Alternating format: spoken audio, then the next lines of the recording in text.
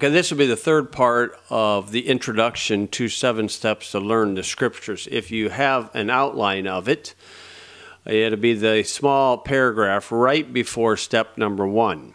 Now, what happens here is in Proverbs chapter 2, Solomon gives 3 steps to learn the Scriptures. Oh, wait a minute. My left hand figured out my right hand was wrong and corrected it. Okay, so Solomon gives us 3 steps to learn the Scriptures. In Proverbs chapter 2, you'll see a little word, if, in verse 1, 3, and 4. And when you see that if there, it creates a fork in the road, and this puts the responsibility on man, what you need to do to understand the Scriptures. Now, Solomon gives 3 of them. I have 7. And so in verse 1, my son, if thou wilt receive my words and hide my commandments with thee, so that thou incline thine ear unto wisdom and apply thine heart to understanding. So that easily could be the same as my step number 1, believe. Step number 2 with Solomon's is, yea, if thou criest after knowledge and lifteth up thy voice for understanding. So that easily matches my step number 2, prayer. But when he says cry out, that implies a sense of urgency. Lifting up your voice is begging, pleading, being vigilant. Proverbs 2:4, if thou seekest her as silver.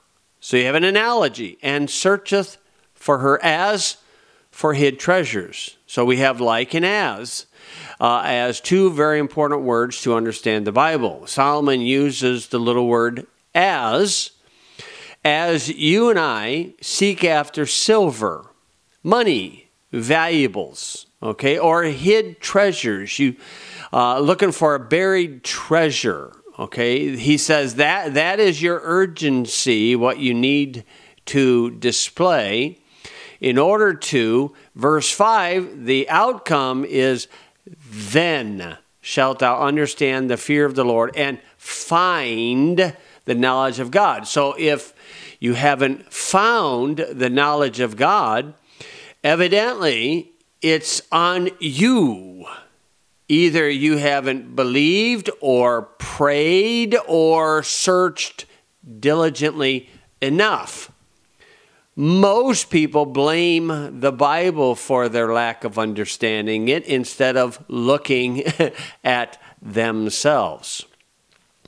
Now Solomon expanded it a little bit further in verse 6, for the Lord giveth wisdom, out of his mouth cometh knowledge and understanding. So that comes from the Lord. He layeth up sound wisdom for the righteous. So this is sound doctrine. He's of a sound mind. He is a buckler to them that walk uprightly. He keepeth the paths of judgment and preserveth the way of his saints. Then shalt thou understand righteousness and judgment and equity, yea, every good path. And then he says, when wisdom entereth into thine heart, and knowledge is pleasant unto thy soul. Learning is pleasant. Knowledge is pleasant unto thy soul. I'm so bored with the Bible. It's boring to me. Okay, if it's not pleasant to your soul, verse 11 says, discretion shall preserve thee, understanding shall keep thee. So they're in an abbreviated 3-step process to understand righteousness, judgment, equity, to get wisdom from the Lord, understanding, which is the Bible definition for inspiration. So if you're not getting that, if you haven't received verse 5, then shalt thou understand. Well, no doubt, my friend, the problem lies with you. Not your parents, not your siblings, not your pastor, not the Bible. It no doubt lies with you. And, in my case, with me. Now, the Lord Jesus gives an additional idea with this, and it's in this paragraph also. John chapter 7. In verse 16, Jesus answered them and said, "My doctrine is not mine, but his that sent me. If any man will do his will, he shall know of the doctrine, whether it be of God or whether I speak of myself." So how do you know if something is true or scriptural? Well, you must be willing. I mean, this is a common issue with highly educated folks at state colleges and campuses, where they tend to think that a Bible believer is a narrow-minded bigot and he's not open to the truth, when in actuality, Romans 2 verse 1 says that they judge because they do the same thing. And the problem is they're not willing. If you offer a tract to a secular college evolutionary professor, you probably will see him stick his nose up in the air and absolutely refuse to consider your tract because he is not willing. Willingness is the key.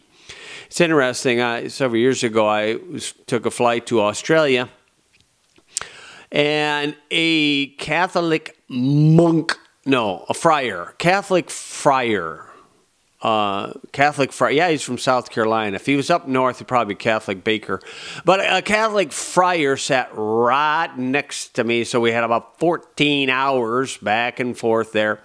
And you take a nap, and I thought, this is going to be rather enjoyable. And so I think he took a nap, and he had his little iPad, and he was doing his tic-tac-toe, 3 in a row, and all that stuff. And I just kind of, okay. Then I said, oh, now it's time. I got out my Bible and started reading. And he looked at it, and he said, "Could I ask you a question?" And I said, "Sure enough." I said, "Yeah, you can." Now, it's just him and me chatting. I mean, so I was going to be pretty gentle with the dude. And so he said, "How do you know that what you believe is true?" And I turned to John chapter 7, verse 16 to 17, like I just read, and I pushed the Bible over in front of him, and I said, "See, looky there." And I read it to him, what Jesus said, and I said, "That's how I know." And he goes, "Oh." And then he proceeded for 3 hours to try to stump me in my faith. And about halfway through, he said, "Yeah, but how do you know that what you believe is true?" And I turned to John 7, verse 16 and 17, and I read it slowly to him again, and I said, "If a man is willing," Jesus Christ said, "you will know." And so I thought, I wonder what kind of a hierarchy rank this dude's at. And so I asked what his job was, and he said he was the director or whatever over the monasteries in Australia. And I thought, whoa, I got me a big dog. And I said, "Well, how many monasteries are there?" And he said, "There are 2. And my big dog went down to a little poodle." And then I said, "Well, how many friars do you have in these places?" And he said, "There are 5. I said, "Oh." And I thought, my poodle went down to a little chihuahua. And so he would try to think of a passage to stump me, and he rarely got the exact reading of it, obviously because of his Catholic Bible. And so, I'd try to figure it out according to his, trying to understand the passage or trying to reveal the passage that he wanted to use to stump me. And then I would flip to it, and I said, "Is that the verse?" And I'd put it in front. "Is that the verse you're thinking of?" He said, "Yeah, that's right." And I said, "Okay." And then I explained it. And then he would try another one. And again, he would give a pretty weak quotation of it. And then I'd flip to it, and I'd say, "Is that the one you're thinking about?" He said, "That's it." And a third time's the charm, he said, "Yeah, but how do you know that what you believe is true. And I turned to John chapter 7, verse 16 and 17 for strike number 3. And I said, I know it right here because I am willing. And Jesus said, if you're willing, you'll know the scriptures. And I said, how do you know what you believe is true? Well, I just trust the men over me. I said, whoa, what if they're lying to you? You're trusting man. I'm trusting the Word. Aren't we supposed to trust God? And so that was a 3 hours enjoyable conversation. And like I said, I was very gentle to him according to 2 Timothy chapter 2, verse 24 and 25, because he is no doubt caught in a trap. And so we just left it at that and then finished our flight. So, my friend, are you willing? If you're not willing, then you're narrow-minded. And Solomon said, the 3-step abbreviated to understand the fear of God is, if you will receive them, if you will cry after them, and if you will search them as you search for silver and or a hid treasure, then will you find the knowledge of God.